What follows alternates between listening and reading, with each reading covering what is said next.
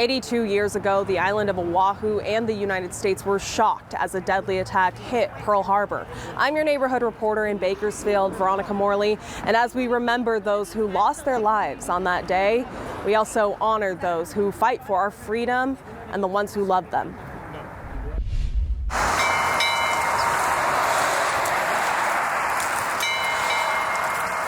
2,400 service members were killed, and including 1,000 civilians on that morning.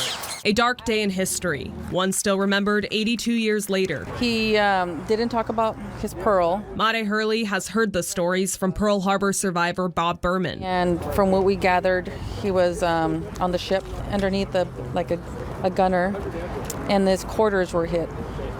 And so his buddies were the ones that passed away. Berman, the last known Pearl Harbor survivor in Kern, passed away this year, taking many of his stories with him. You could tell he was honored to serve in the U.S. Navy. Bob was a man of few words, though, when it came to it, because he cherished it in his heart. He preferred to be in the present, a special time for those around him. Bob was a donut man and loved to take him to his lady friends. While he spent his days dancing the halls of Brookdale, his service did not go unnoticed. In Saipan, he was kamikaze. In Okinawa, he remembers guys not off his ship, but when he saw other American ships, some men jumping off the ship. He was really proud to serve.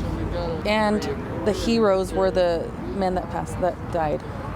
He didn't want to take that hero part in him. He was too humble. As veterans and community members commemorated the day with the laying of the wreath and a folded flag, Hurley holds memories of Bob in her heart. It felt special because I considered him part of my family. He was like my grandpa. As she stood beside the memorial honoring the sacrifices made by heroes in World War II, she hopes everyone will take into their hearts the memories of those who served. Continuing their legacy and knowing that people like these individuals contributed, people should know.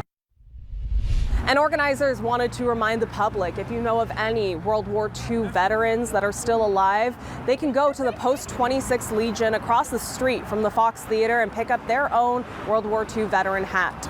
I'm your neighborhood reporter in Bakersfield, Veronica Morley.